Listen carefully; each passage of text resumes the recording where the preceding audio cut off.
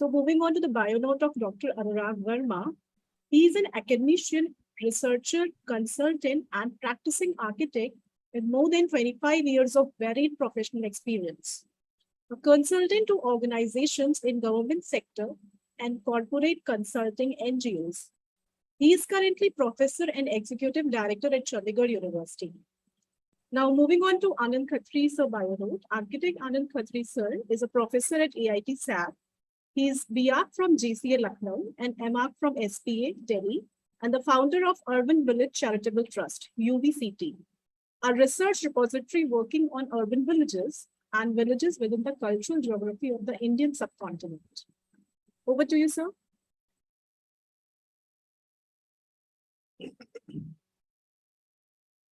Your voice is not audible. Thank you, Richa. Good afternoon, everyone. I'm very happy that I could join Professor Anurag Varma after a very, doubtful morning today. I'm very happy that he could join us today for this discourse. Today we are discussing in the context of vernacular and traditional. We are discussing. Is my slide visible? Is my voice clear? Yeah. So please make it on slideshow mode. Yeah. Okay.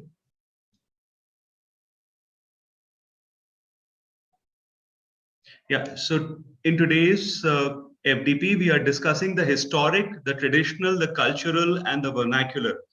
And the idea is to understand how these topics, which are actually correlating and interrelated with each other, have to be worked on, looked at, how researchers have been referring to them, where to draw a line. Because most of us who are researching in the area of vernacular or traditional or historic get entangled with these terms.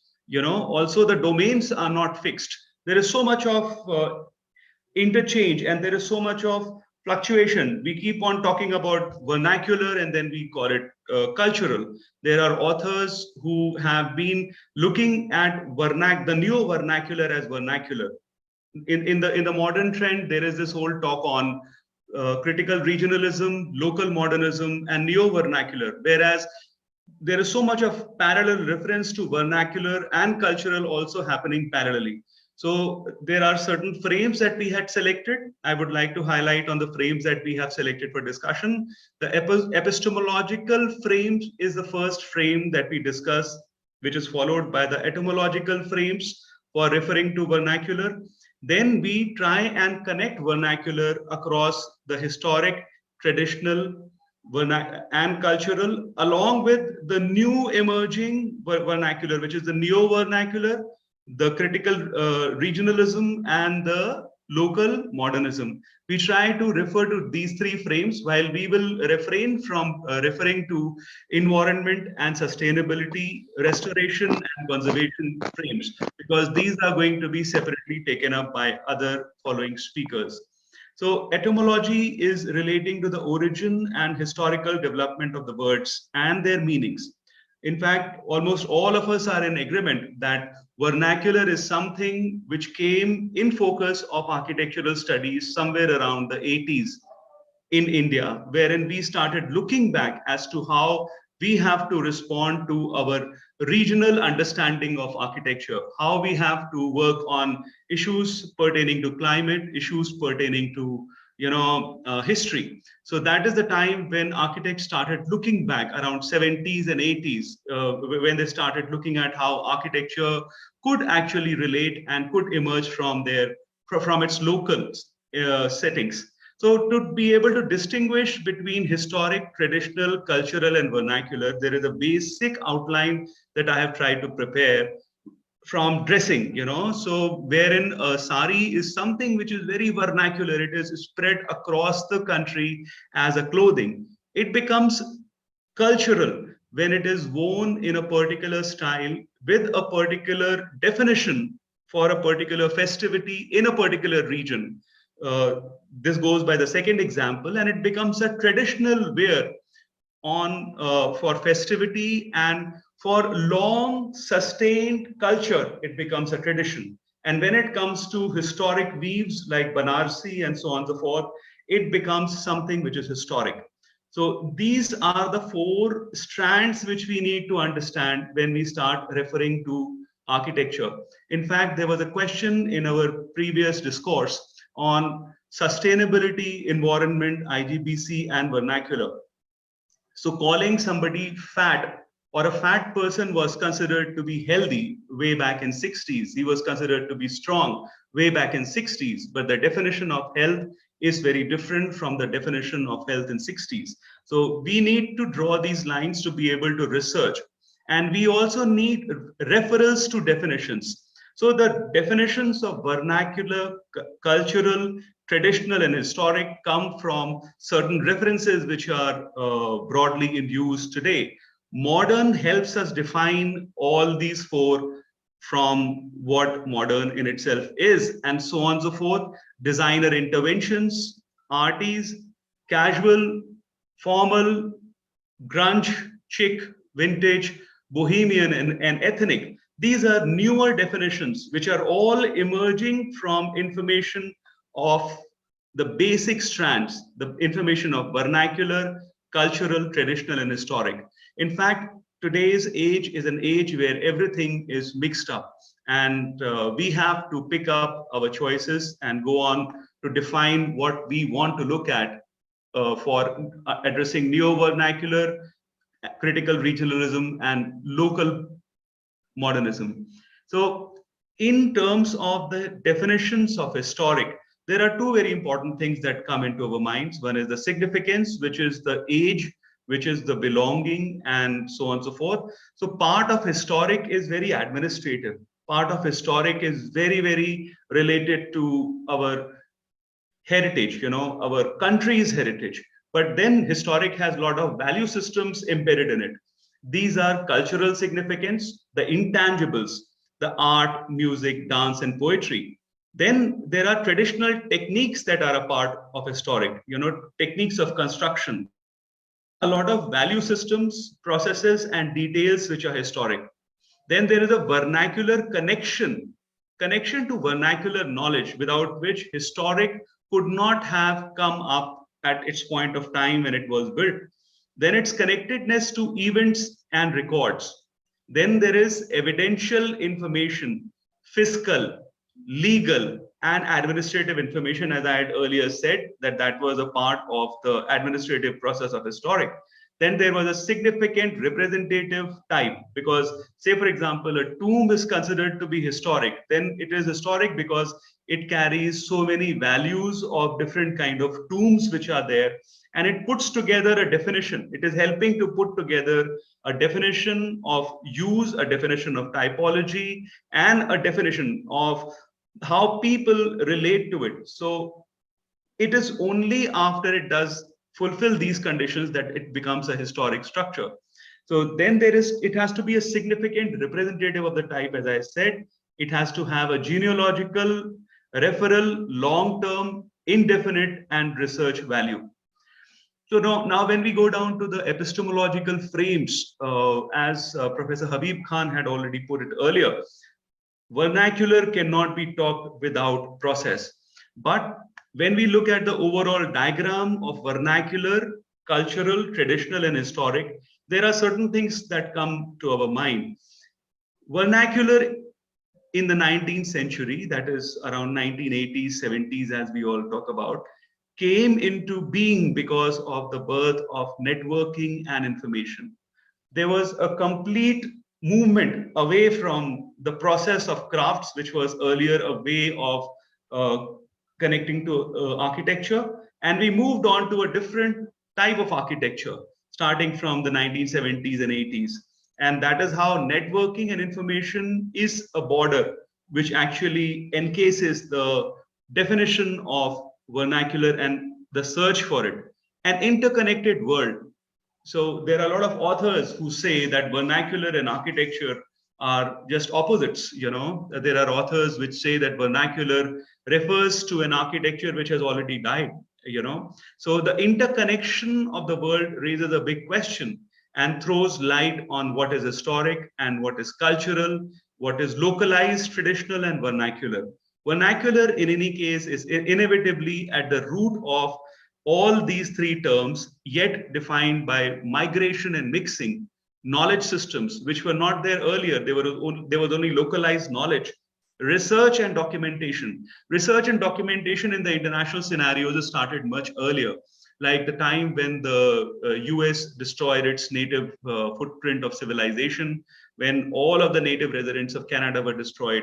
So they started researching into their lives, and even quite a lot of our footprint in India was destroyed pre-independence. So research and documentation began with that. But the idea of a profession to be able to look into and research into the documented facets of its own knowledge systems is something that gave birth to vernacular. Then the rising sensitivities is something that gave birth to vernacular. The dialogue on climate change, as everybody feels that there is a big overlap between green, climate change, and vernacular. The new age thinking, one world consciousness, UN mandates, and SDGs, and the economic way of looking at everything in life. These are the aspects that have given birth to the existence of vernacular. Otherwise, vernacular was a craft. It was a way in which everybody would build his own house. So giving you the example of how I understood vernacular over a period of time, working with manpower and labor with whom I was working, I would know that this particular point of time in the year when they take their money saved over almost 5-6 months back home, they would go and make bricks. In another time they would go and buy some other thing and deposit some money, and then in the final scene, in the third year, they would go and do the casting of a roof, or they would, and then they would go and plaster it. So over a period of 4, 5, 6 seasons, their house would come up. So one might call it economic limitation, but beyond economic limitation, it is personal association. It is a craft. It is a way of making your own house. It is a way of carrying forward a knowledge system. So in the hierarchy of terms in between vernacular, traditional, cultural, and historic, we see that there is a particular sequence that it can follow. Now, vernacular being of the people, being with occupational knowledge, economic, crafts, and trades, and it is something which carries utility of labor and time shares of people, and scales of at the scale of a village, at a scale of intimacy in geography and geomorphology, with no aesthetics. I'll call it as no aesthetics because here I have used a diagram on the development of aesthetics, wherein the ease of use and the recurrence of use leads to the development and adoption of aesthetics. So I would prefer to call vernacular as something which is a very evolutionary form of aesthetics. When the recurrence of vernacular happens over a period of time, then it becomes traditional social knowledge. And when it becomes traditional social knowledge, then it becomes inherited over a period of time into the culture of a bigger region.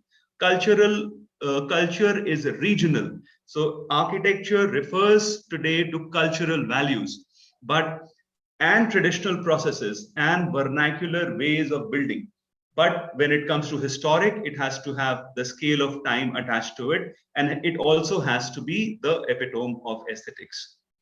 Before I go to the next slide, Anurag sir, would you like to add something to it? Anurag sir, you are muted, sir. You can just continue. Maybe we can speak about what do we understand vernacular. Okay. You've already explained it, but maybe we can open up a larger discussion on this. Right, sir. What is it precisely and what it is not? Right, sir. So we can comprehend the understanding also. Right, sir. So taking you further into the discourse, this is a photograph by Miki Desai on historic and traditional. When we look at this particular picture and try to start defining the way this particular system of carving or the way this particular system would have evolved in Rajasthan or in Gujarat or in any part of the country where this kind of stone construction is being used, then I would draw you to the top left-hand corner image of vernacular, which is pator. So they were aware of a construction technology of dry masonry, which is called pator in Rajasthan. And this particular awareness of stone including the inclusion of the folklore and the traditions of Krishna, which is celebrated so much there, and the awareness of wood, carving in wood, projected onto the stone, and also the inbuilding of a water body on the on the first floor level in this building, reflecting oasis, in the desert, along with jalis coming from an awareness of fabric, an awareness of the weave in a fabric, is something that gives birth to a historic and a traditional significant architectural vocabulary. So it is so much of intangibles, so many contributions that are actually catering to the birth of something which is historic and traditional. Coming to the next slide, this is a typical slide which students use to project what is vernacular architecture. I had picked up just a slide, which would be talking to it. So it has regional information, it has material construction techniques, knowledge of structural systems, geometry, culture, and climate changes put together, a geometrical understanding of plan, windows, exteriors and interiors, settlement size and patterns, clusters, and a plan geometry. So clusters become more important to vernacular than the individual plan, than the individual detail, because that is what is, vernacular awareness. Now, the awareness of material used in vernacular comes over a long period of time. Now, say, for example, mud. We are all aware that mud is a, material which is used in a lot of parts of our country for vernacular construction. But starting from feeling it on your feet, to eating it, to making small models of houses, to cultivating in it, leads to the knowledge of use of mud in making, a particular built form. Here I use Vicky Richardson's quote, wherein he says, vernacular is a contradiction in terms of work of architects. There is a big diversity between a craft and an art. He argues that vernacular cannot be practiced by architects.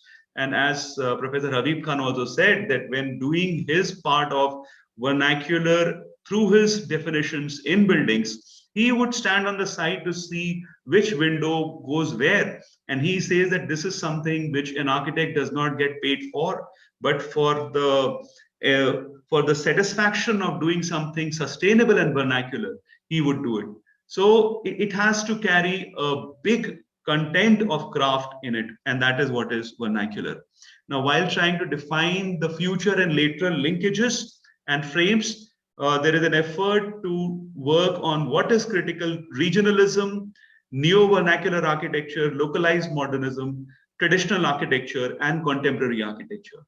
So when we look at so many multiple frames and the frames of how researchers have been referring to, vernacular construction, would be realized that there is depth to the subject, and it can be differentiated amongst all others for better learnings. So this is, I would not like to go into these terms in a lot of detail, because although there are definitions and examples which I have put in here, but I personally feel that all faculty members are aware of examples of critical regionalism, like Doshi's works, like neo-vernacular, like Revati's works, like localized modernism. A lot of people call Cobb's work as localized modernism, and traditional architecture, being practiced again, and contemporary architecture, as we see in the works of Professor Habib Khan, with extreme sensitivities to vernacular. His work also is something which I would include in the neo-vernacular architecture.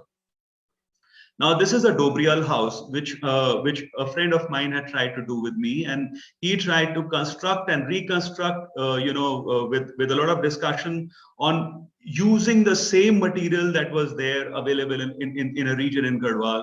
And he built his house. He was very passionate. He's an IT guy, and tried to redo his house. Now, despite so much of semblance in between a modern house today and a lot of details adopted for doing windows with double shutters, with an external facade and internal double shutters, wherein a shutter inside the shutter opens for the colder climate and the other shutter remains closed.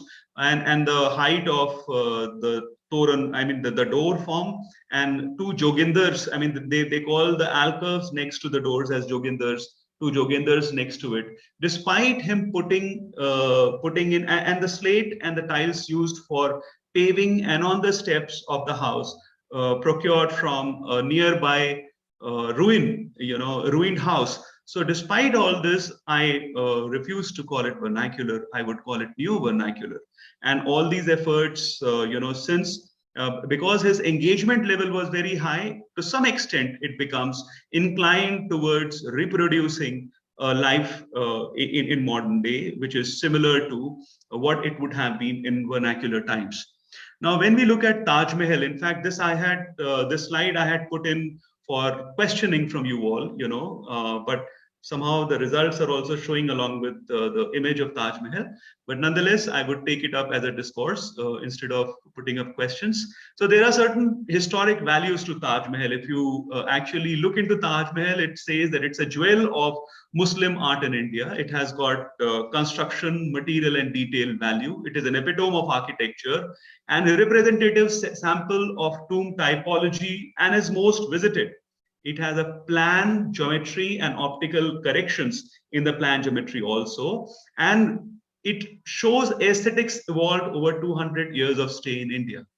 Now, when you look at Taj Mahal for these values of historic, then there are cultural values also. The cultural values of Taj Mahal are the culture of doing royal tombs for the royal families, a processional path, which is there in Taj Mahal, which is also a part of most of the Islamic buildings, and a Mughal garden surrounding tombs, which is happening in most of the Mughal tombs in our region, and enclosures formulated by walls, because Mughal gardens had to be fed with water, and that water would be on the walls, which would carry a water channel.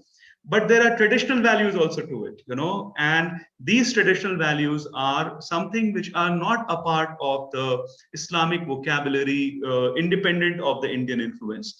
And one of which is jawab, as in large complexes. When you look at large temple complexes, you see jawab, a reflection of a build on either sides, which is happening in Taj at multiple levels.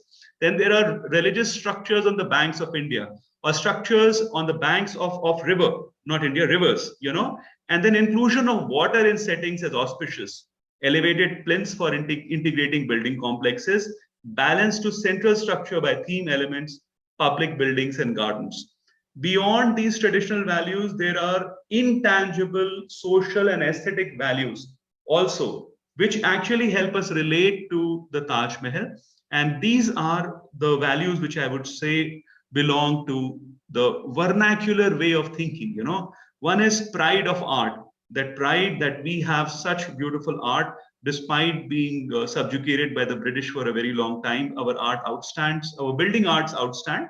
Love in social context, it's a mausoleum of love, awe and inspiration, monumental scale, belonging to an era of past and henceforth past glory, post-independence, reassertion of pre-British glorified past. So these intangibles, these social values are something which rest with Taj Mahal. There is some amount of research that we had done and knowledge probes that we have done to look into historic cultural, traditional and vernacular. But what we understand out of our research on vernacular is that we need to look at the future from the lens of the past, and certain amount of information can be taken, and definitely there have to be very strong drawing lines drawn in between these terms, so that research does not get confused, and in fact, the whole dialogue on utility of labor is something which is a part of vernacular. Paul Oliver, who's a author on vernacular and related subjects, and in fact was one of the pioneers who took up the construction of an encyclopedia of vernacular buildings internationally. He says that there is no such thing as traditional buildings, but rather building that embodies certain vernacular traditions. So he has tried to deconstruct tradition in the light of vernacular. But nonetheless, these constructions and deconstructions of words keep on happening. But while taking up researches on the subject of vernacular, we have to look into the subject of outlines. We have to look into the outlines of all these, terms. In fact, I would like Professor Anurag to explain the chart that follows this particular table from a report by Amos Report. Amos Report had made certain significant remarks along the lines of vernacular. We try to look at the frames that certain researchers are looking in. So in the case of Amos Report, he says that a perspective of environment behavior studies, which takes an interdisciplinary approach to the scientific study of how people and environments interact, is important. Any development of explanatory theory of environment behavior relation, which could change over time. He said that the study of lateral linkages and connections was important. Then study not buildings alone, but systems of settings within which systems of activities take place, relationships between high style and vernacular elements. But the frames that he adopts for these studies are biosocial, psychological, and cultural characteristics of people leading to shaping the environment, which is not happening now. And we are not taking ownership of where we are living. We are not actually accepting our houses. We just go and stay. It was only yesterday when my wife asked me, can you change a tube light? Do you know how to change the tube light of a particular room? I said that, yes, I know. And I did that. She was fairly happy. So I would not generally take ownership of doing it, leave aside doing anything significant in the house, but engaging in the build where we are. We have left our build to others to come and shape, to others to build for us. But our engagement has to be there. Then only there can be answers to climate change. Then only there can be ownerships and responsibilities. So it's an act of responsibility to take charge of how you are living, where you are living, what you are building, beyond economics. Then understanding of the physical environments affect people's behavior, mood, and well-being. This is something that Amos Report had said very significantly in his report. Then a corollary question that he puts in says that given a mutual interaction between people and environments, there must be mechanisms linking them. What are these mechanisms? So he puts up a table in which he defines process characteristics and product characteristics. This is a very interesting table. In fact, Professor Anurag, if you would like to take this table up right now, it is good. Otherwise, I'll go through the rest of the lot and then we can come back to the table. So, so let's come back to the table in a few minutes, time. Then there is another researcher, Thanos, who researches on Santorini. So Thanos has tried to research on vernacular from four basic standpoints. He says that vernacular can be looked at only from the perspective of the elements, fire, water, air, and earth, which is very, very novel to Occidental understanding. Only the Orients talk of these four elements in general, but he has explained how the site of Santorini, which is supposed to be the Atlantean site, and a big volcano happened, and the volcanic ash, which has cement-like properties, is being used for plasters, it's being used for binding stones, and then how a vernacular system with thin roofs and further on covered by pumice is used there, and how aseismic features like rich corners, thin walls, and thick walls, and buttresses and tendons are used. So this is what Thanos explains are the elements, and he has provided the table against fire, water, air, and earth as balancers. In fact, if I tell you that Santorini has got an elevation of over 80, 90, 100 meters from the level where the sea is and the level where people stay. So when you look at the sea from the top, you see a huge catamaran or a huge boat like a small ant, crawling on earth. So the geography is very different. And there are a lot of cave dwellings also in Santorini. I brought this example of Thanos because of the uniqueness of referral frames that he has used for researching on vernacular. And then we have Paul Oliver, who has written two very important books built to meet needs, cultural issues in vernacular architecture, and the Encyclopedia of Vernacular, wherein he takes up a lot of cases on vernacular. He makes certain significant remarks on vernacular, which says that in varying degrees, all buildings constitute parts of the vernacular architectural traditions. The diversity of building being expressions of the different demands and values of the cultures concerned. He has advocated certain study frames wherein he says that we must define the field, and we must understand the culture and context, the tradition and transmission in vernacular, hazards and dwellings, conservation and continuity to be addressed, and suburbs and self-builds in modern vernacular. He says he's the first one to argue that in case of some amount of um, uh, in case of climate change and disaster management, individuals have to come to the rescue of architecture. So mass housing and mass construction awareness and people's participation is important. So say, for example, there is a small earthquake in a village, wherein every house is shaken and some amount of roofs have fallen. You would see that everybody from the village is engaged to build it. But if it happens in our cities, they take years to construct. Where do we get so much of manpower and material to readdress calamities like earthquakes and floods is to be understood. So the frame which he has chosen, to address vernacular is from the perspective of such natural calamities. Then he also says that meeting the challenges of housing in the 21st century requires the use of these frames. And he says that we must address these frames in the sense that we must try and find out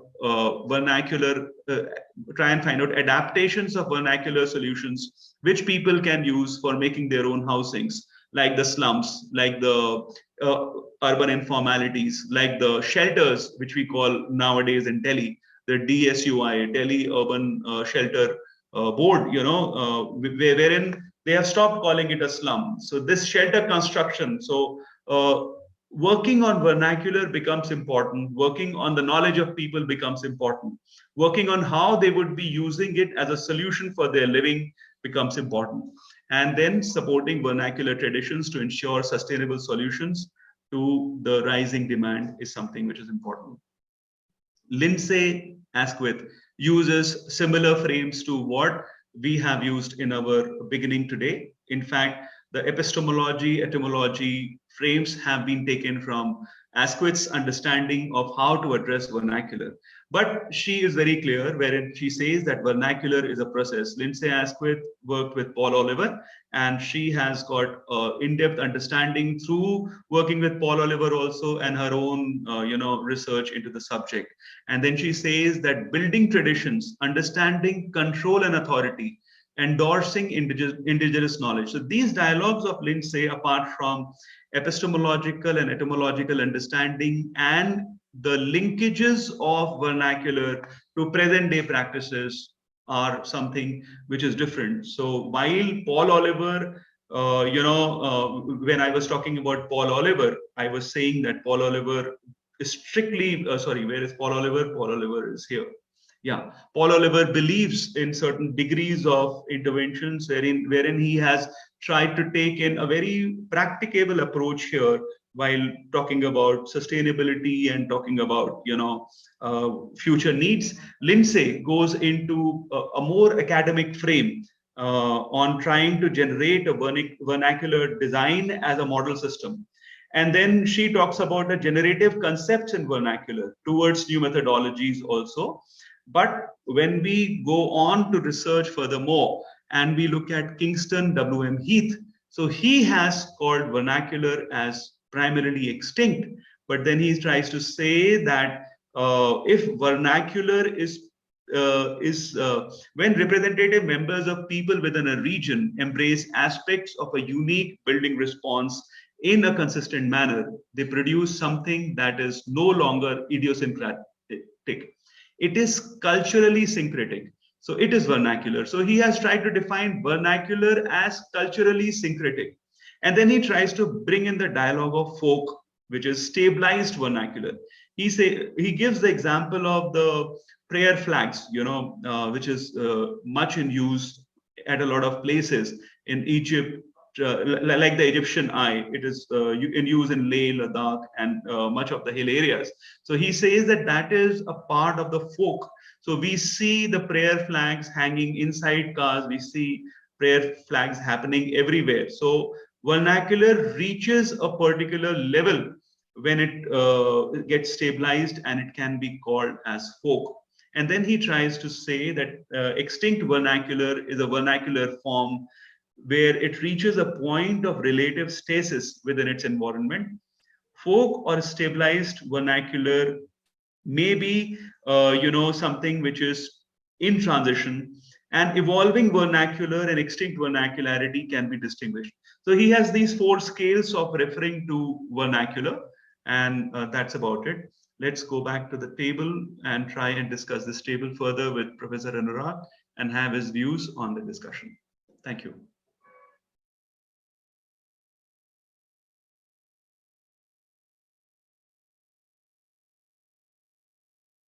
So you are on mute. Anurag, sir, you are on mute.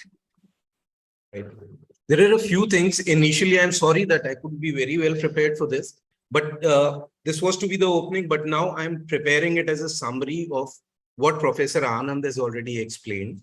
So can I be allowed to share a few slides which are not rightly formatted, but maybe readable? Yes, sir, please. Please. Thanks.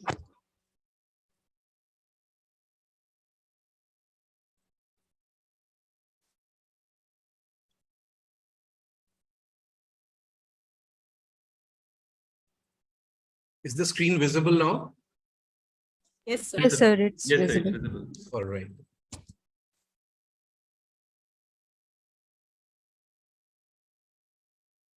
All right, so I'd like to address, ideally, I would have wanted this to be in the form of a question and answer session and a discussion session, because I think we need a lot of clarity on what really do we mean once we allude something as vernacular architecture.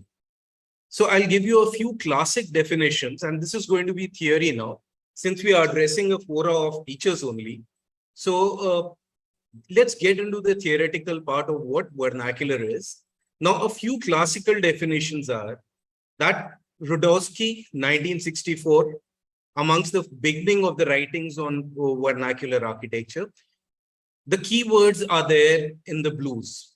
So one is that it's communal architecture, not by specialists, spontaneous and continuing activity, and this is a key word, people with a common heritage. The people who are a community who spontaneously act without necessarily involvement of a specialist to produce communal architecture is what we will call vernacular architecture. In lack of a generic label, it can be called as vernacular, anonymous, spontaneous, indigenous, or rural. I'm not sure how many of you would have heard about barefoot architecture and a kind of a debate which was commenced when barefoot architecture got an award for, I think, Aga Khan Award for architecture without involvement of professionals. But that is something that you must definitely refer to. The second thing, which is a repeat more or less of the first one, communal architecture as a communal art, not produced by a few intellectuals or specialists, but by the spontaneous and continuing activity of a whole people with a common heritage. Now try and understand this in contrast with the kind of architectural movements that all of us have studied in our architectural education. Let's say postmodernism, modernism, deconstruction or whatever. We understand that there's a lot of theory to that. And if you look at the definitions of Rudowski, there's nothing which is called a theory there. That means it's not a theoretical exposition of production of architecture, right? So it can be reflected in the roots of the word. Vernacular is derived from the Latin word vernaculus, which means domestic, native, indigenous. And one of the words that Professor Anand had used in his presentation could be used here as folk. So the word vernacular derives from the word native. And so calling vernacular architecture as the native science of building could be appropriate. This is a definition by Paul Oliver, who's known to be amongst the early researchers looking into the domain of non-professional architectural practices and non-architectural modes of production. Now, there are various aspects. This is again from Paul Oliver. Aspects of vernacular architecture which have to be looked into, that we should as teachers try and comprehend and look into, is what is it that the subject of vernacular needs. One is definition. Definition means how do we understand or how do we call some architecture as vernacular? Let's say if there is a village somewhere close to Greater Noida, the architecture there, will it be called vernacular or will it be rural architecture? Whether it alludes to the same, whether it is related to the process of production of architecture, whether it relates to the kind of people who've created architecture, how is it that we define the domain of vernacular architecture is something that we should look at. Now, cultural character is again something which we need to look into, because this is something that Professor Anand had also brought out very clearly and very starkly. And we all also understand that architecture is understood as a manifest symbol of culture of a time. We know that, right? We say that any architecture at any place is an embodiment of the cultural values of a place at a time, right? So that is another aspect that we need to look into. And we have to be very clear that it's not only the visual aspect that we are talking about, right? Visual also is one important, significant part that we need to look into, but not the only one. The next is transmission of skills and values. Transmission happens over a period of time. What gets transmitted is skills. We know that we keep on learning. Possibly if you would have looked into certain larger temple complexes, you could have observed that it starts off small. You can also observe that in the series of tombs that come up. You can also observe that in the series of generation of the stupas, right? We start off small, then we keep on experimenting. We keep experimenting like let's say we are taking an example of a tomb. It starts off with something which is very small. Then we add colonnades over there. Then we add landscapes. So we start off with something which is very small in the medieval times, which actually finds a final expression in maybe Taj Mahal, right? They are all prototypes or typologies of a tomb. But that is how the skills and values keep on enhancing to create masterpieces, right?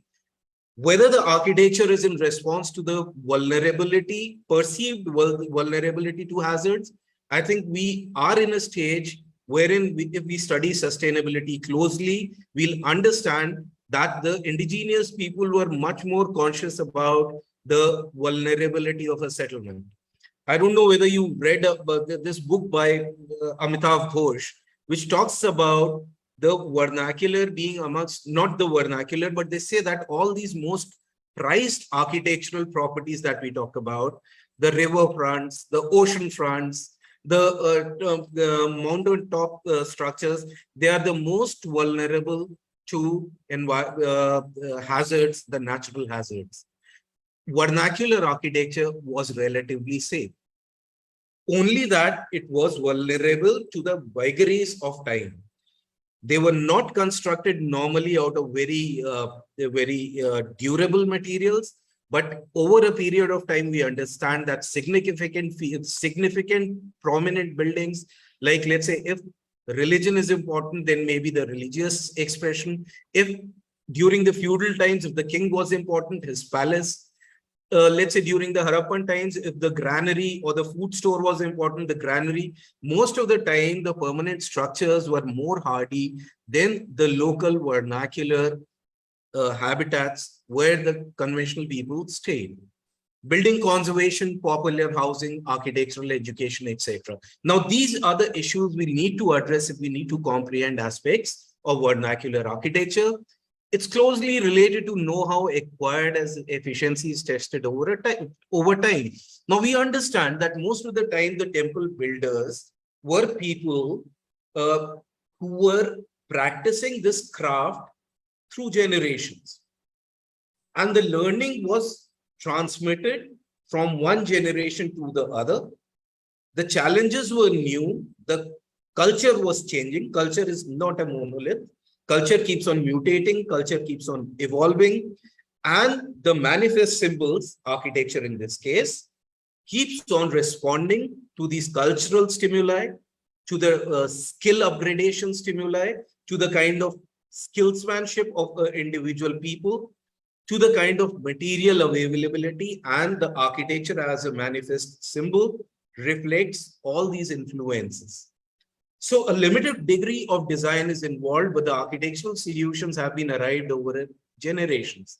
So we are not saying that a degree of design is not important, because we do something, we learn, we apply, we improve. So once we are saying design here, it's in the conventional, it's in the non-conventional sense in which we understand design. That means design as designers, people who may or may not be the end users, people who may or may not be really acquainted with the cultural beliefs of a place, people who may or may not be acquainted with the cultural processes of a place and things. Now, if we are studying about the relevance of vernacular architecture, or else if as teachers, if we need to impart it to the students or to make any professional interventions, these are the issues that we need to address firsthand. Now, the phrase vernacular architecture is thus very significantly being defined as the buildings of and by the people. That means that the people are custodians of the building. People are the repositories who embody the knowledge of creation of the building. It needs to be understood how do the cultural traits and the environmental contexts of a particular place at a certain time constitute the focus of vernacular traditions in buildings, which have often existed for centuries. Now, this is something I'd like to explain through an example, maybe. Let's say if we are talking about the domestic architecture today in the urban areas of our country, India, then would it be an exaggeration to say that it's predominantly driven through the builders? You may have an opinion on that. But we can also say, as Rahul Mehrotra often points out, that most of the time, the housings that we are coming up in urban areas are a result of the frenzied capital, right? So if we are saying something like this, we are saying that most of the time that the buildings which are coming up today are not really rooted in one, the place, two, in the community. We know that we come up with categories like lower income groups, higher income groups.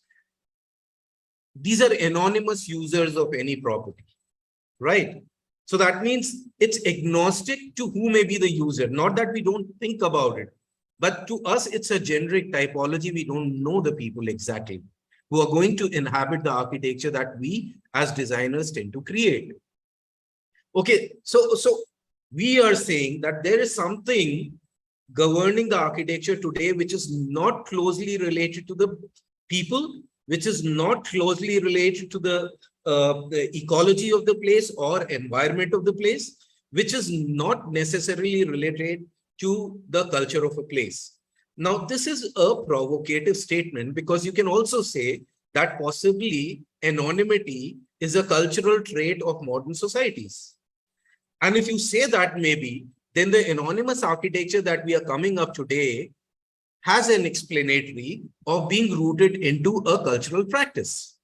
But that is something you'll need to think about much more in depth. That can be addressed in an hour of a FDP. The third aspect that Paul Oliver talks about that we would like to elaborate upon here is about the tradition and transmission.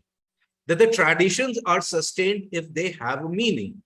Now, this is a very significant thing, right?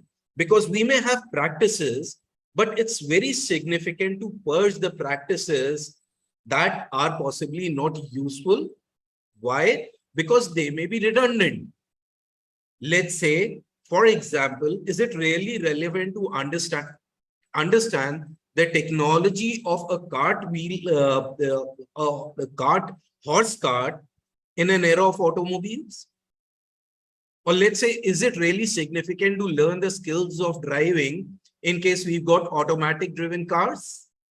So we need to understand that depending on the changes in the time, depending on the mutations in the way we live, depending on the kind of acceleration that we see in the societies, the cultures evolve, and the cultural products, that means building in this case, have to respond to that particular stimuli. So whatever is handed down is not necessarily good, but it's important for us to find meaning into those so that they can be transmitted over a period of time. So the meanings could be practical. That means if I have been given a watch or a pen, which is heritage for me, or else it's a heirloom, it's been given to me by my parents and it still works. Let's say we are talking about a fountain pen or whatever we are talking about, but it works, it's practical, so I'm using it today. Or else it may be symbolic. I'm wanting to have this. Why? Because it's been handed down and there's a very significant value for this particular product in our collective consciousness.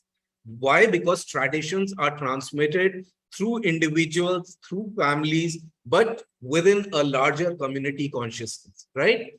But they are frequently of very fundamental significance for the cultures which are concerned. Okay. Now, what is the significance of a vernacular process? The wisdom to be derived from them goes beyond the economic and aesthetic considerations only. And these are the two things we think are the most significant today. If we talk about the trends of star architects, then we understand that it's the visual thing that is driving the whole thing, right? Not that they are not conceptual, they are philosophical. They may have a very sound theory behind it and a very sound practical knowledge beyond it, but vernacular processes go something beyond this.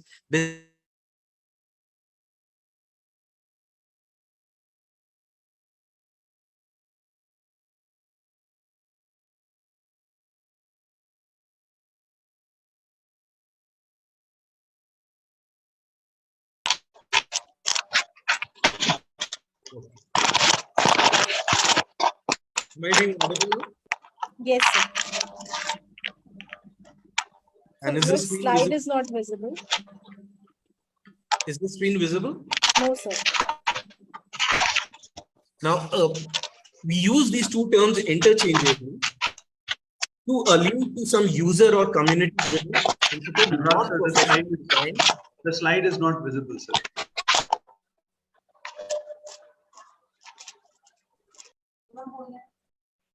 Is it visible now? Yes, sir. Yes, sir. All right. Now, we tend to use these terms interchangeably. Now, we must understand the use of these terms alluding to what? What I mean is, if there is something, we may call it vernacular or else we may call it traditional. So what is it that we are calling either vernacular or traditional? It's some kind of a user or community driven, sensitive and a non-professional design and built architecture that we call either vernacular or traditional. We use the terms interchangeably, whereas vernacular architecture is a time and place specific response. It is in response to a particular place, a particular climate, a particular environment at some point in time. As Professor Anand had also pointed out, over a period of time, even if the stimuli is different, if the stimuli remains the same, the things can change. So it's a time and place specific response to the local context, whereas traditional building is a continually modified process that is place specific. Continually modified process implies some kind of a typology like of the tombs or the temples that we talked about, which we call is the evolution of a tradition. So tradition is usually defined as the handing down of customs, beliefs, and values, and it more alludes to the process of transmission of knowledge, right? So now what are the issues and challenges that we as architects, we as educationists who are wanting to derive value from the vernacular practices, vernacular processes, and the vernacular architecture, what is it that we must learn? What are the challenges of necessity, continuity, cultural values, and the sustainability of vernacular that we need to address in this new millennium? Now, what is it that makes the vernacular architecture so very valuable? I guess you'd be aware that UNESCO has also come with a charter for conservation of these vernacular traditions of the indigenous knowledge systems. They have come up with it, and we know that the traditional practices are being recognized, and it becomes important for us to also look into these. Now, a very relevant example could be the beginning of this the Center of Indigenous Knowledge, the Indian knowledge systems in the Indian context, where the AICT is driving this process of setting up centers across universities. We know there are certain examples which can offer a lot to civilization, to humanity today, which are being rediscovered in the Indian system. Let's say in the system of medicine, we are talking about Ayurveda. Maybe in the system of wellness, we are talking about yoga. In the system of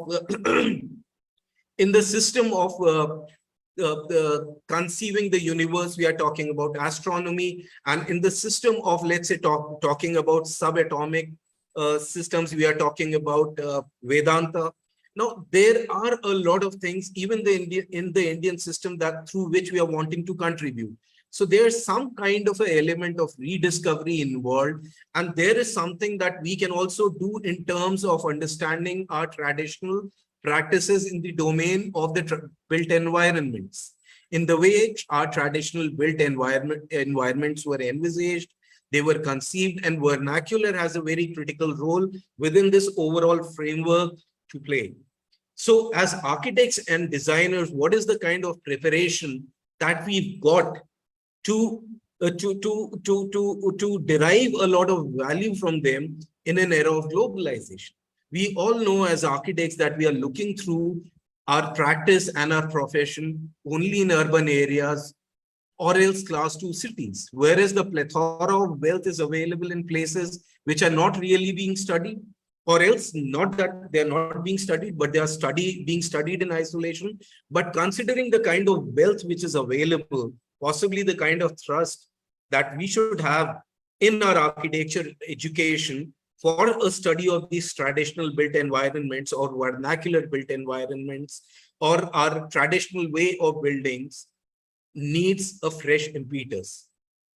And possibly what's stopping us is a kind of an implicit faith, or else in the Western technology and the social system, and also due to a lack of knowledge and understanding of the diversity of our own building traditions.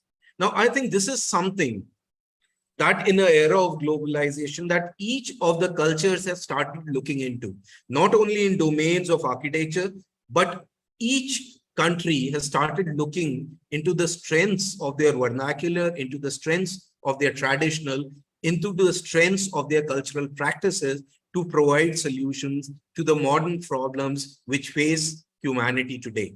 And I think that is where, as architects, we need to pitch in. We need to learn from the wide wealth of vernacular practices, vernacular processes, traditional practices, traditional processes, cultural heritage, to learn from it and learn from it to provide for a new sustainable environment.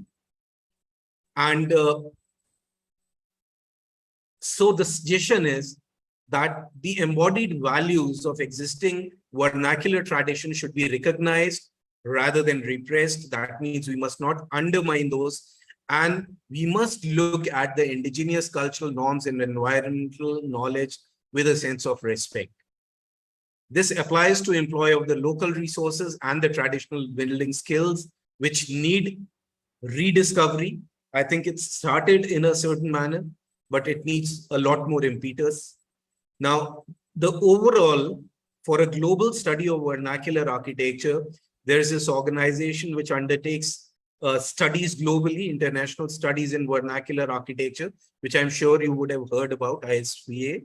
Their position statement is, and it's very relevant, that we believe it to be essential for the welfare of the environment and of the present and future generations that much more should be known about vernacular traditions so that they may be supported all over the world and architect designed buildings can relate to them.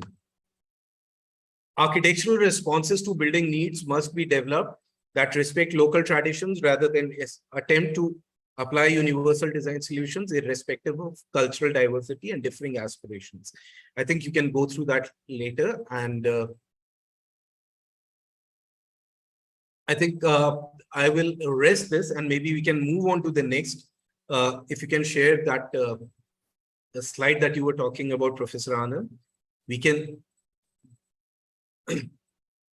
So this is a very broad framework.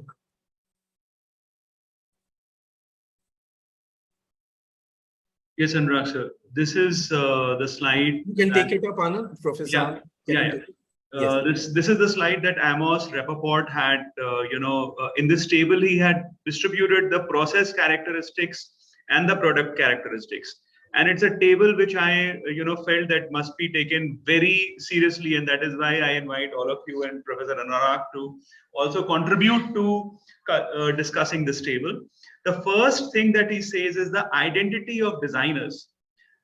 And then in the product characteristics, he says that the degree of cultural and place specificity. So Amos Rappaport is actually echoing what has been discussed already, at various places in the discourse by Dr. Anurag and our president, Habib Khan. The identity of designers is very critical to defining vernacular, because people who are making it, as I said, taking ownerships of where we are living, what we are building, is the core to vernacular. Then he says that the intention and purpose of designers. Now, and in the product characteristic, the product that is the output characteristic, he says that specific model, plan forms, morphology, shapes, and transitions, like the inside, outside, interface, entrances, etc. So, whereas he is discussing two different attributes, but here he's saying that as a process, the intention and the purpose of the designer in the case of vernacular, wherein the person in himself is an owner, is very, very pronounced and clear. And in the case of other, things like traditional, like cultural, the specific models, plan forms, morphology, shapes, and transitions are things which which can be actually borrowed, or it becomes significantly borrowable later on if we are translating vernacular into neo-vernacular or repracticing it in modern. So he says that the product characteristic is this, but it is not independent of the process characteristic. So he's saying that the vernacular is an output of process and product. Then he's saying that the degree of anonymity of designer, एक आदमी जो अपना मकान बनाता है, एक गरीब एक झोपड़ी बनाता है, how significant is that designer to the overall cluster that he is building, to the overall history of vernacular, and to the overall understanding of the growth from vernacular. So that degree of anonymity is something which is the process characteristic vis-a-vis the nature of relationship among elements and the nature of underlying rules, which are borrowable, which are actually product characteristics. So, hum log as architects, we are looking at product characteristics and vernacular, but the process characteristics have been very well elucidated here. Then he says that reliance on a model with variations. Say, for example, that particular hut, the picture of which I had shown, was a circular hut. So, how many variations of circle and ovals and circles combined form a particular hut typology is something which is which can be discussed as a product attribute, but the reliability of a model with variations is something which is a process characteristic, that people were aware of circularity and how to taper that circularity into a roof form for creating their shelters is what was the process characteristic. They found making a circle with a nail in the center and a thread at the end and a twig attached to it simpler than making a 90-degree line or a rectangle. So that circularity or the organics of the shape is something which is a process characteristic, but borrowable as a presence of specific formal qualities, complexities, solid void relations, fenestrations, massing and volume. So this is the overall articulation of form. So although the form is borrowable as a product characteristic, but then the process characteristic has to be understood, that the product which comes from the process has got a certain strength, a certain tensile strength in the process itself. Now, the presence of a single model or many models is a part of the process characteristics. In the case of a hut made out of twigs or made out of adobe or made out of any other vernacular material, the process of a single model or many models depends upon the family size, the one or two workers which are putting up the hut together, and so on and so forth in the case of vernacular. But what neo-vernacular or new models of vernacular or architectural studies or intellectuals like us can take back from the product is use of specific materials, textures, and colors. So although we discuss vernacular as specific materials, textures, and colors, but when you go and look into the process, of obtaining that material, obtaining those colors and working on those textures, that is where the process characteristic becomes very important. And we must realize that in vernacular to put the two together. Now, extent of sharing of a model and the nature of relation to landscape, site, geomorphology, etc. The sharing of a model, that is the built model, is what he's talking about, and how it related to everything around is something that he mentions here. Then the nature of schemata underlying the model and the effectiveness of response to climate. So the schemata of the model is, like I often give this example to a lot of my students as to how organic settlements begin. I tell them that maybe when a person who is a nomad settles at a particular point to make a hut for himself, he first of all spreads a sheet, a few leaves on the ground and stays there with 4 huts, with 4 sticks and a small roof. And later on converts one span in between 2 twigs into a wall, and in a furthermore, in a time to follow, observe how the first rain happens, and then he builds the rest of the walls. The person who comes and settles next tries to see how and at what point the first person has made his house, keeps a certain distance or proximity to it, and clusters it with his own house. And then the third. So say, for example, all these 3 people have a place where they offer some kind of water to sun in their cluster or in front of their house, then everybody would be respecting the sun falling into their house. But as in the case of some other vernacular, maybe Mykonos, wherein they were trying to protect their houses from thieves and robbers coming from the sea, then they would make very narrow passages where they could be stopped. So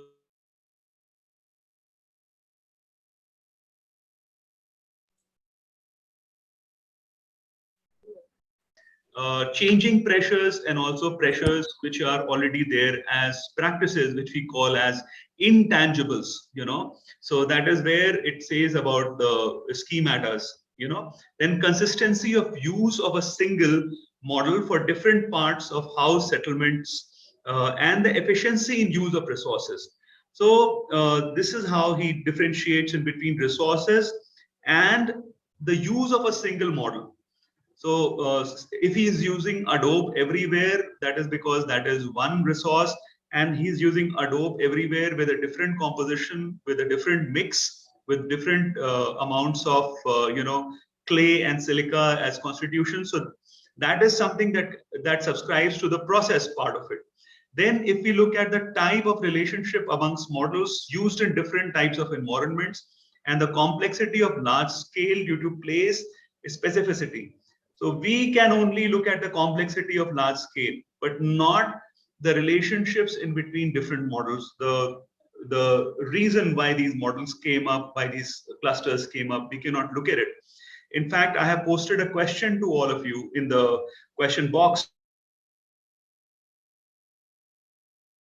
debate before he broke off for so many other complexities that were happening in the Chandigarh University, to which he is an executive director.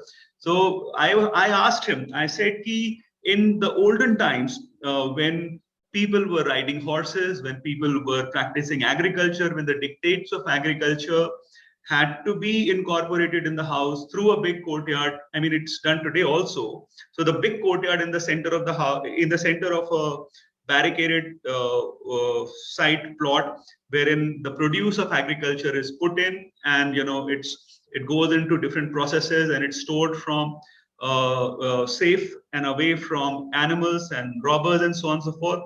If that is a dictate of time in an agricultural community house, a house belonging to an agricultural agrarian community, if the streets are narrow to incorporate a horse or a bullock cart, so similarly, those intangibles influence the house, a house form or a village form or a cluster form. Similarly, if we look at our roads and our automobiles, then and our building bylaws also, then these are economic intangibles which are sitting on us, and they are actually trying to dictate the whole scenario of building the way the work is happening. So this is also an intangible. If you look at it from the scale of time, this is also an intangible which is actually working on our buildings today. So now moving on to other models. So he has actually detailed out a lot of processes and complexities, and I will share this particular document with you all, especially the paper from Amos Rappaport, wherein he has talked about the process and the specifics, which we can take back. So, Professor Anurag, can we conclude our discussion here? I mean, would you like to continue it, sir? Yes, we can. Yeah. Thank you, Anurag sir, Anand sir, for your insights on vernacular architecture, interpreting the terms and insights on the definitions which are given by the specialist on historic, traditional, cultural, and vernacular architecture, and also providing us with the different research frameworks that can be worked on. We are going to take on the questions. I think some of the participants have put in the questions. Architect Sapna is asking, while professionals and academicians like us romanticize the vernacular, the common man's aspirations are different. They often want a more permanent, that is RCC roofs over their heads. So what is the new vernacular? New vernacular.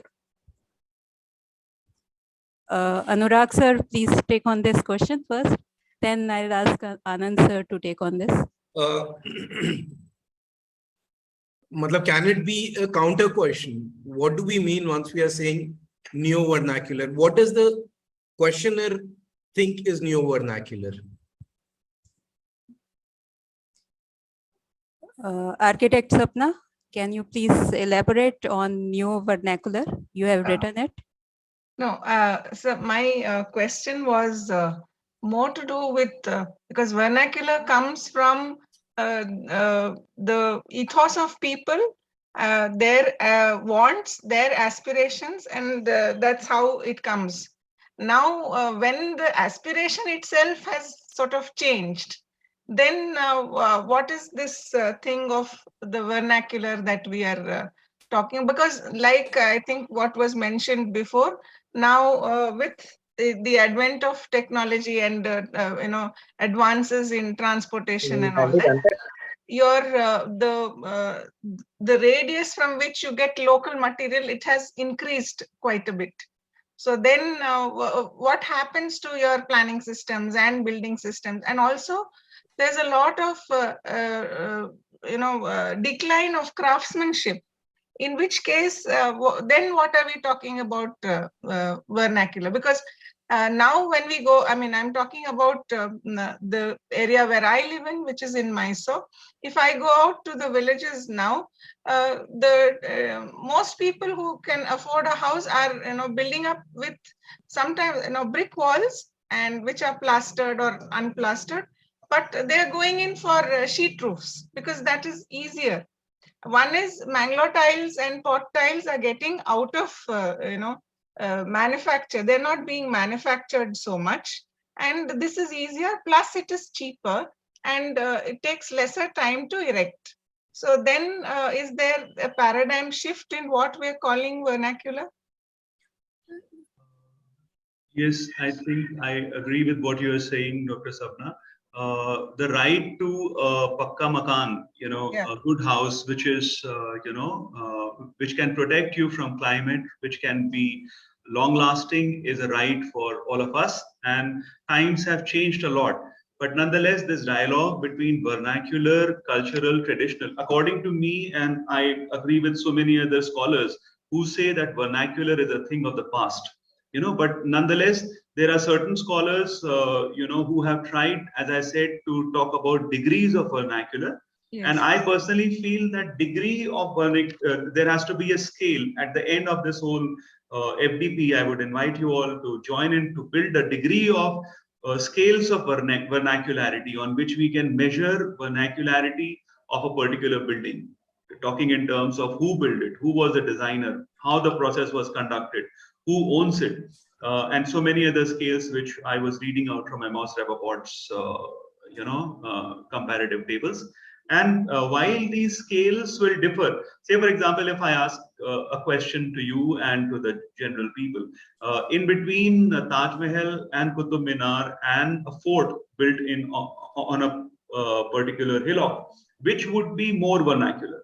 Then I would say that Taj Mahal and Qutub Minar may not be entirely vernacular, but building up a fortification to protect a city or to protect a settlement is something which is a characteristic which runs down the history. So on the scale of vernacularity, it is more vernacular. So the discussion has to be on the intermixing of values. So when you are talking about a poor person next to your on your visit to the village in Mysore who is putting up new sheets, then definitely it is their right to ensure that their housing is protected as against kacha tiles or mud or Mangalore tiles and so on and so forth.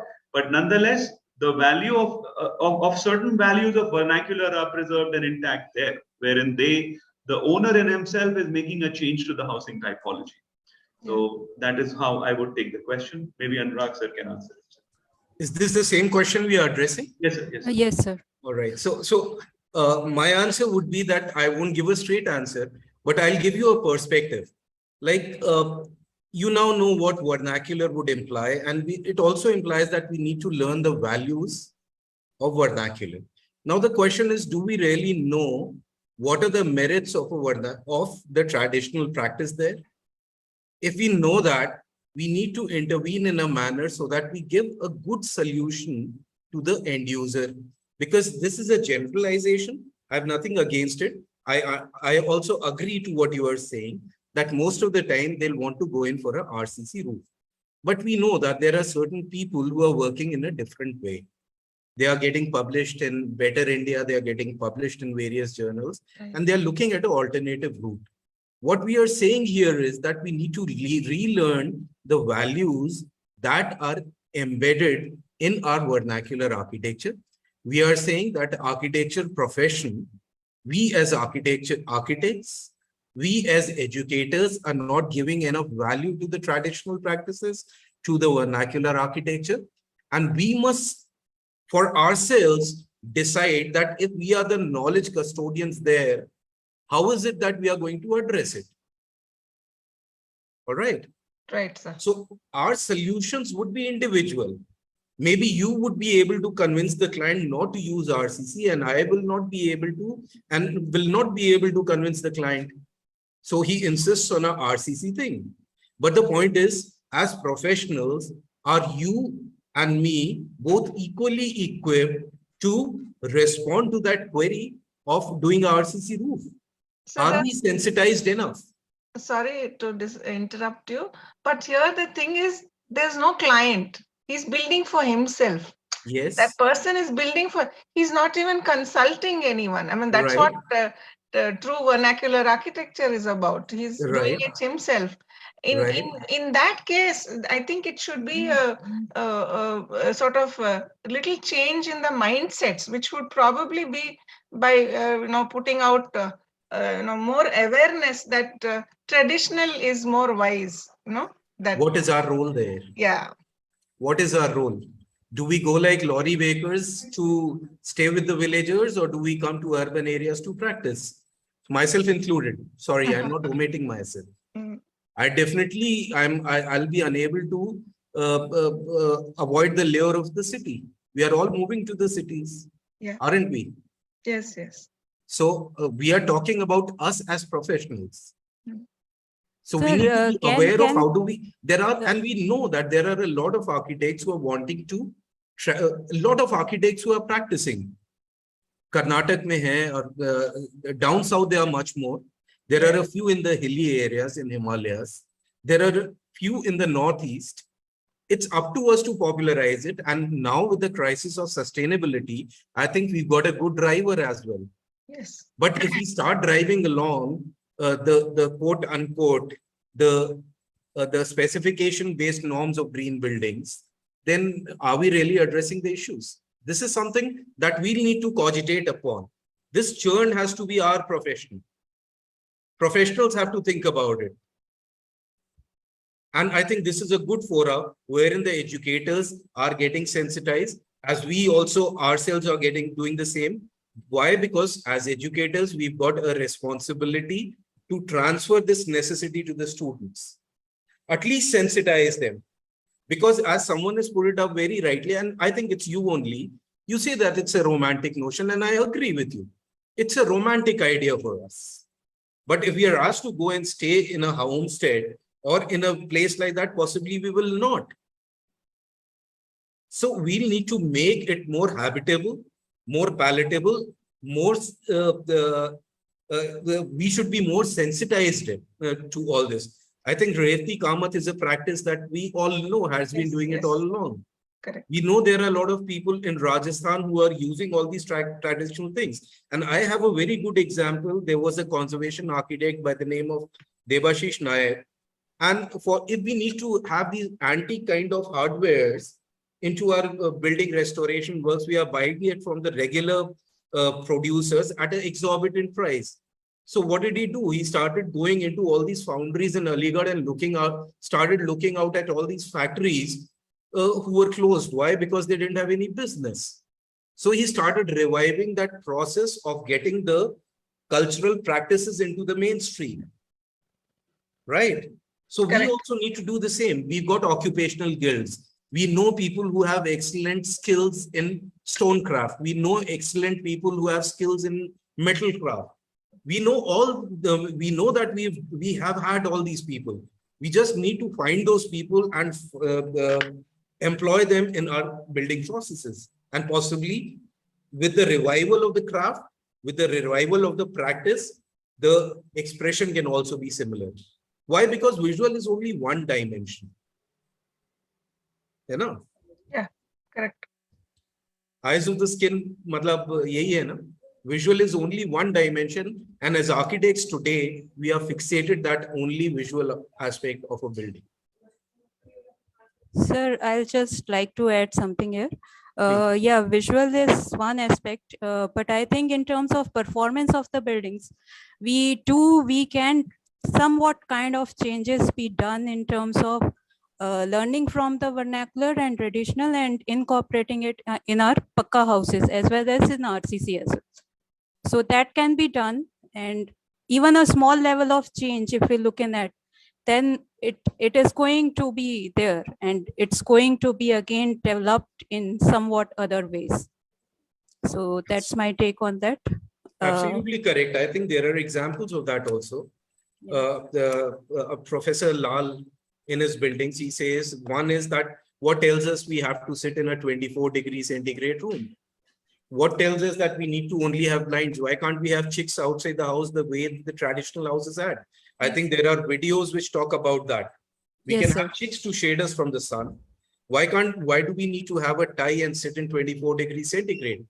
And if it's not 24 degrees centigrade, can 27 degrees centigrade be the new comfort norm? Like there are ab initio thinkers who are doing fundamental thinking on how, as you were saying, performance levels can be incorporated into modern buildings, and we can look into the traditional or the vernacular for that. Yes. These chicks, overhead planes, जो रात में पड़ जाते हैं या सुबह उठ जाते हैं सर्दियों में, और गर्मियों में सुबह पड़ते हैं और रात में खुल जाते हैं, awnings or whatever we call them. Even the cross ventilation stack effect, it has to be well studied, and it can be incorporated in our RCC multi-storied buildings as well. Long span stone structures. Yeah, there are a lot of things. Yeah. Performance indices can be achieved to the best. We are not saying that A can be a traditional practice. A can be transferred to a super specialty hospital just through a transfer. It will need to be adaptive if at all it can be used. So a critical review and awareness is required. I think that's the biggest thing. Our awareness of the value of the traditional, of the vernacular. That awareness is something which is critical, and we as educators have a very critical role there of discovery and transmitting. Both transmitting perpetuates a tradition. Yeah, thank you, sir. And we do have a lot of questions actually, but we are running out of time. Anand sir, can we take few of them, or should I just go in for asking Vani ma'am to end the session? Anand sir, I think he's not here. Two questions. Two questions, okay, sir. Architect Meera is asking, can we say that the true vernacular flag lies in the hands of a common man living in villages, and what lies in our hand is carrying few threads forward and incorporating them in our designs? May I answer this question for Yes, sir, please. Neha, I am answering this from my own level of understanding, and the intention of this discourse is also that we evolve our own energy to answer our questions. I personally feel that vernacular belongs to the era of craft. And yes, that era of craft is over. In today's day, we are not just living by the common knowledge of a connected society, but we are also living with very different examples of build forms which are drastically remote to what we need today. So I personally feel that vernacular is no more existent. It is not even with the villagers unless they are practicing similar traits. Our villages have been dramatically transformed. But what I personally feel is that now whatever we are doing can have degrees of vernacular. So our studies on vernacular have to be done in depth so that we can allocate those degrees, and we need to build it in our system. Like sustainability has got parameters. Similarly, vernacularity or tradition also have to have parameters. If I stretch the argument ahead into urban planning, it would become very long, but there are no templates existing to practice vernacular truly today. Anurag sir, would you like to answer Neha Pradhan's question? Yes, I can just put in a contrast to what you answered. Drastic situations need drastic responses, right? So in context of the unsustainability of our practices, I think it's significant. Like you were saying, I agree there. We don't have a framework for a vernacular practice to be incorporated today. But can that be the template is something that I'd throw open. We've had a book called Hind Swaraj by Mahatma Gandhi, which had a detailed critique of the industrialization and industrial production. And this book, ये जो अभी नाम लिया था ना, Amitav Ghosh, talks about the unerring prescience of Mahatma Gandhi in terms of the numbers. If we adopt similar practices which are prevailing elsewhere to the kind of population and the numbers we have, possibly we are truly heading on to an unsustainable, environmentally or ecologically unsustainable system. Now, drastic situations need drastic responses. I'll throw open the question whether this can be something that we can look into. You are already aware we are talking about rural. We are talking about empowering of the means of production in villages, in cluster of villages, in class 2 cities, to stop the migration and expand the footprints of the livelihoods to other parts of the living as well. That means to the villages, to the smaller communities, to the smaller towns. So maybe I'm not 100% in agreement the age is over, or else maybe I'm alluding to what you were already talking about, scales of vernacular, but that's my thought on it. I hope you got your answer. Architect Richa wants to ask if there are charters to address the historic. Is there any guideline to address the vernacular? Anand sir?